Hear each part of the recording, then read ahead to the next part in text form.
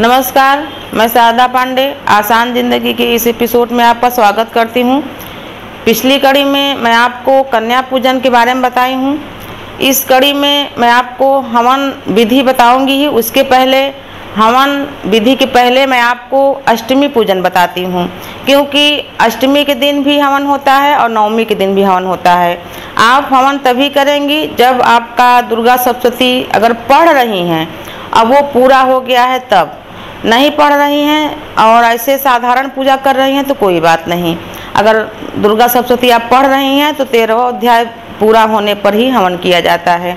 अगर आपका अष्टमी में दुर्गा सप्तशती जी का पाठ पूरा नहीं हुआ है तो आप नवमी में हवन कर सकती हैं, और अष्टमी पूजन आप नवमी के दिन कर सकती हैं, यानी उसको पूर्ण आहुति पूजन बोला जाता है। तो मैं आपको पहले अष्टमी पूजन बताऊंगी। जैसे मान लीजिए आपका पूजा पूरा हो गया है, सप्तशती पाठ पूरा हो गया है, तो आप अष्टमी के दिन माता को जो रोज़ भोग चढ़ाती हैं वो तो चढ़ाती ही हैं। अष्टमी के दिन आप हलवा पूरी बनाइए। पूरी आप शुद्ध घी का, और अगर शुद्ध घी नहीं हो सकता है तो फली तेल, रिफाइन नहीं, मूंगफली का तेल आता है, आप उसमें बना सकती हैं। हलवा जो बनाएंगी वो सूजी और चीनी डला नहीं होता। जो माता को भोग लगता है वो हलवा आटे का होना चाहिए। कम से कम हलवा तो शुद्ध घी में बनाइए ही, आटे का हलवा, और उसमें गुड़ डाल के बनाइए। बहुत स्वादिष्ट, पूड़ी से जब खाओ तो बहुत स्वादिष्ट आता है, वही माता को चढ़ता है। हलवा पूड़ी आप बना लीजिए अष्टमी पूजन में। और माता के भोग में आप तुलसी नहीं चढ़ाएंगी, और माता को दुर्वा घास भी नहीं चढ़ती, और आंवला फल या फूल नहीं चढ़ता। आंवला का फल या फूल भी नहीं चढ़ता। तो अष्टमी पूजन में आप हलवा पूड़ी बना लीजिए, और उसके अलावा आप श्रृंगार का पूरा सामान मंगाइए। जो श्रृंगार का सामान हम तीजा में या जो भी ऐसे करवा चौथ में चढ़ाते हैं, पूरा श्रृंगार का सामान आप मंगाइए। और अपने घर में जो माता का स्थापना किए हैं, कलश स्थापना, वाटिका स्थापना जो किए हैं, जौ वाटिका स्थापना, तो आप वहाँ पहले अर्पण कर दीजिए पूरा श्रृंगार का सामान। और पूरी हलवा माता को चढ़ाइए, और चढ़ाने के बाद उसी दिन आप मंदिर में भी जाएं। अष्टमी या नवमी के दिन, जिस दिन आप पूर्ण आहुति करें। वैसे तो अगर पास में शक्ति पीठ है तो आप शाम को भी जा सकती हैं घूमते घूमते, लेकिन अष्टमी या नवमी के दिन जब आप हवन करें, अष्टमी पूजन करें, तो उस दिन आप वही श्रृंगार का सामान माता को मंदिर में जाके अर्पण कर सकती हैं। और मंदिर में भी आप पूड़ी हलवा चढ़ाइए, वही श्रृंगार का सामान आप मंदिर में चढ़ाइए, और थोड़ा सा कुछ लाल बिंदी या 2 चूड़ी अपने लिए भी ले आइए। महिलाओं को जो पूजा करती हैं महिला माता बहनें, उनको शंख नहीं बजाना चाहिए।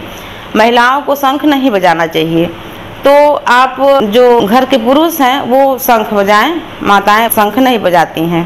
और अष्टमी के दिन नारियल का प्रसाद भी नहीं खाना चाहिए। तो वैसे तो जैसे हम जिस चीज़ का पूजा करते हैं उसको तोड़ते नहीं हैं और खाते नहीं हैं, तो उसी प्रकार से हम नारियल का भी स्थापना करते हैं। एक कलश पर और 2 कलश के अगल बगल स्थापना करते हैं और पूजा करते हैं। तो हम 9 दिन तक नारियल को घर में न तोड़ें, चाहे पुरुष भाई हों या माताएं हों। और माताओं को तो नारियल कभी तोड़ना ही नहीं चाहिए, हमेशा पुरुष भाई ही नारियल तोड़ें। और 9 दिन हम नारियल की क्योंकि पूजा करते हैं, इसलिए हम नारियल को नहीं तोड़ें। अगर आप मंदिर में जाते हैं, वहाँ आपको प्रसाद मिलता है तो आप नारियल का प्रसाद खा सकते हैं, पर घर में 9 दिनों तक नारियल नहीं तोड़ना चाहिए, और माताओं को नारियल नहीं तोड़ना चाहिए।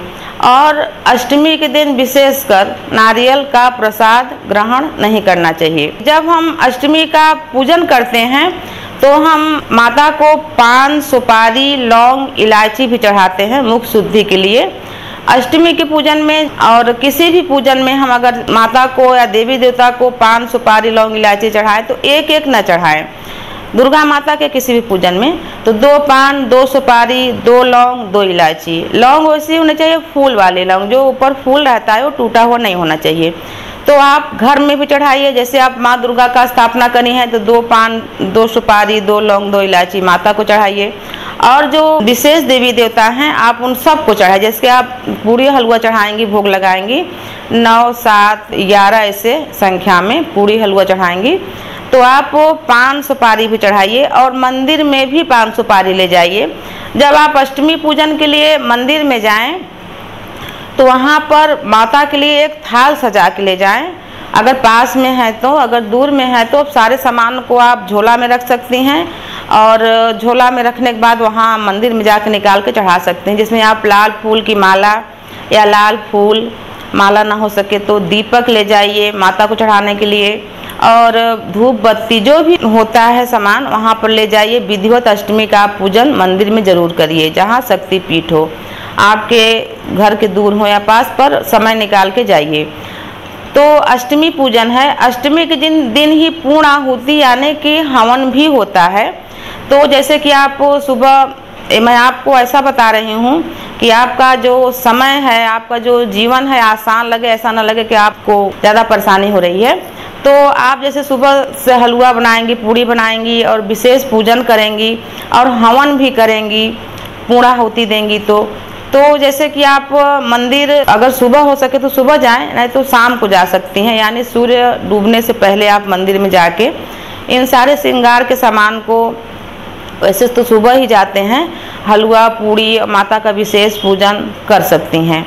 तो मैं आपको बता रही हूँ अभी अष्टमी विशेष पूजन, ये आपका पूर्णाहुति पूजन है। अब मैं आपको बताऊंगी हवन का विधि, हवन कैसे करना चाहिए।